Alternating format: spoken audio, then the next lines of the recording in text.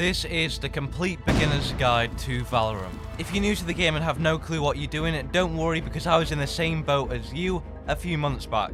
After taking on the challenge of mastering the mechanics in 1 week, I can help you out and give you your beginner guide. And if you do want to see my journey in ranked or just get involved, I do stream every Tuesday, Wednesday and Thursday, link down below to the Twitch. I'm going to explain core concepts throughout the entire video, but I'm also going to give you some very quick tips at different intervals to help you along your way. Here's the first 5 tips to follow in the game.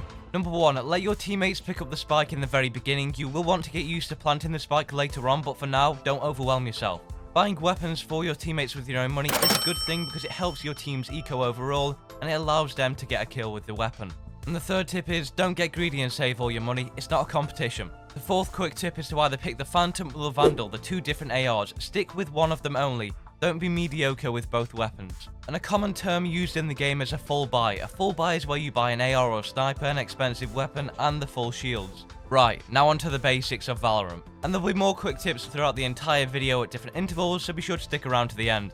Valorant is a tactical FPS shooter, basically if CSGO and Overwatch combined and had a baby. That's how it would be. You have the precise gunplay that CSGO has, mixed in with Overwatch's different heroes. In Valorant they are called agents, and the agents have different abilities such as ultimates and passive abilities. There are currently 6 maps in the competitive pool that you will be playing. You have Ascent, you have Split, you have Bind, you have Haven, and you also have Icebox and Breeze. You've got 6 maps to learn. When playing a typical game of unrated or competitive, you'll load yourself into the game and you will have an agent select menu, where you and your team will select different agents over a period of time to go into the game with. There are currently 15 agents in the game. They all have their own unique abilities, playstyles, and characteristics.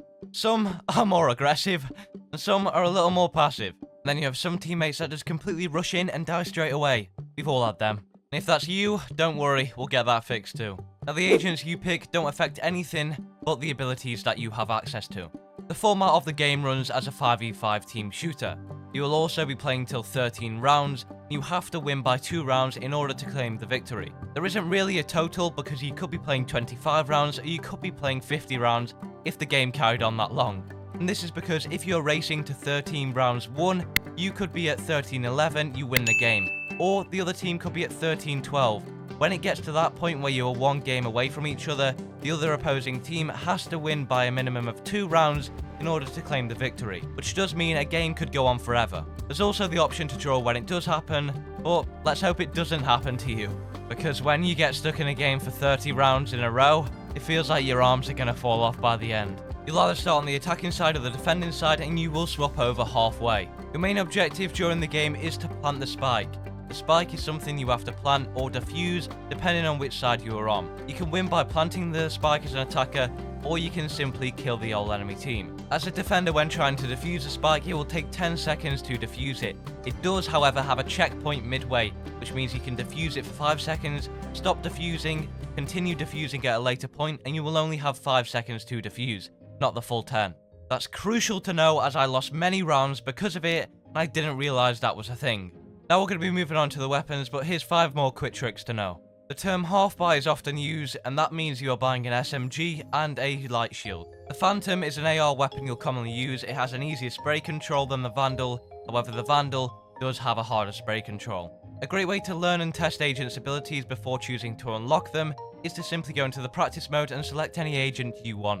There are different modes you can use when practicing, such as the spike defuse and the spike plant. Playing as an attacker or a defender. Do both of them, they're very useful. Experience does matter in a game like this, so keep on playing and keep on learning, don't get discouraged. Now for the weapons. You are going to have pistols, you are going to have SMGs, you are going to have LMGs, you are going to have assault rifles, and you'll also have the snipers. Oh, and let's not forget the shotguns, which are OP and completely busted. The judge definitely causes havoc. The next time a jet player comes around a corner using a shotgun and destroys your whole team, it's just part of the game. Because that is what makes a game a tactical shooter. The weapons will cost different amounts of money too. Specifically the Vandal and the Phantom. Which one do you use? The common ARs to pick from.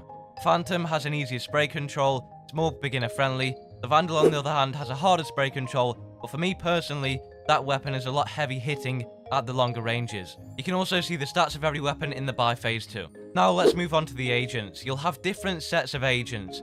Some are initiators, some are sentinels, some are controllers, and some are duelists. They all go into their different categories. A duelist is essentially an entry fragger, an aggressive one, and the rest are pretty self-explanatory for them. Their abilities will specifically revolve around the role that they play, and it is best to use them in that role. They have a ton of different abilities and features for them, so go into practice mode and learn them and take a look at what they do. Now for the mechanics. They're different to any other FPS game, but also similar in the same way. Confusing, right? The recoil control on some of the weapons is completely uncontrollable, but you can also learn the spray pattern. For some, it'll be the first 15, 10 bullets, or others, it'll be the whole mag. You can ADS, which helps you out the longer ranges, and you can also not ADS and just hip fire, which is the best thing to do. It might seem a bit weird that hip firing or not ADSing in is the best way to go about it, but for the majority, for 99% of your gunfights, it's not going to help you out. The main basis of your shots are going to be judged by the crosshair that you have, and if you want a guide on the crosshairs, let me know down below. And if any of this has helped you out so far, be sure to join the Discord down below. There's a link in the description. We'd love to get to know you and how your progress is going in the game. Now, your mechanics in terms of the weapons that you're going to be using really does depend on what weapon it is. The recoil control is different, the way you use it is different, but that is the main guideline. Don't ADS in, and you want to be judging it off your crosshair. You can crouch in the game. It does give you a little bit of advantage in certain gunfights, but I wouldn't do it all the time. I myself am still trying to figure out the balance between crouching or not.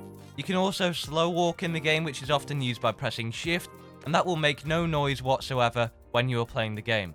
Or you can also choose to walk with WASD. You will make a lot of noise when doing that, but you are significantly quicker. You want to combine them for when you need a stealthy approach and when you need a more aggressive approach. Now, before we move on to what settings you should be using and how to set them up, let's go on to some more quick tips. After every single death in the game, if you want to learn, pick one thing you did wrong and try to improve on it next time. Some of you may have really good mechanics if you're coming from previous FPS games. I certainly did. My mechanics were the stronger aspect of my gameplay, but my game sense, general knowledge of the maps, wasn't too good. That'll come with time. Don't be too hard on yourself. Play rank when you feel comfortable. Don't play too early, but at the same time, don't be too afraid of it. Just do it when it feels right to you. An eco round means you're going to be saving. Pick a less expensive weapon, which is going to help you to accumulate more money for the future round. Tip 15 is to focus on improving and not the rank you're playing in. Now, what settings should you use? Well, for the settings, it's pretty straightforward. For your graphics, you want to have them on low. Not only does it increase your FPS, but it also makes the game a lot more smoother, and it also allows you to see more on certain mechanics. A few of the abilities won't block your vision as much when it's on low. Your sensitivity, you can convert it from your older previous FPS games, but you can simply find one that suits you. Make sure you are comfortable with it. Your crosshairs are a little different. You can go with a very popular one because often it will actually suit you, but you can simply pick one from scratch.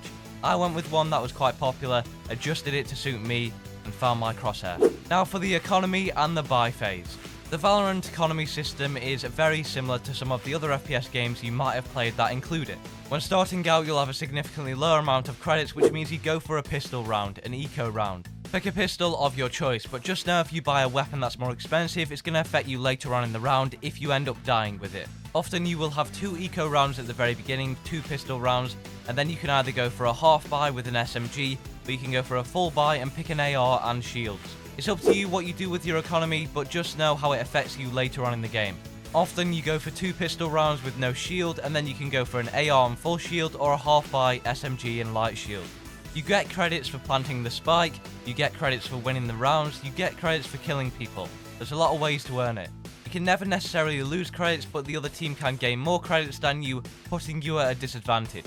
You can also buy your teammates, or you yourself can request a gun and they can help you out, which overall increases your team eco. Economy is a big factor because it can change the momentum and lead to you winning a game or simply losing it. Essentially, don't waste your money and be stupid with it like you would in real life. It's like you wouldn't want to buy a $1,000 PC and then go and break it the next day, which is why you don't buy an operator and then lose it immediately.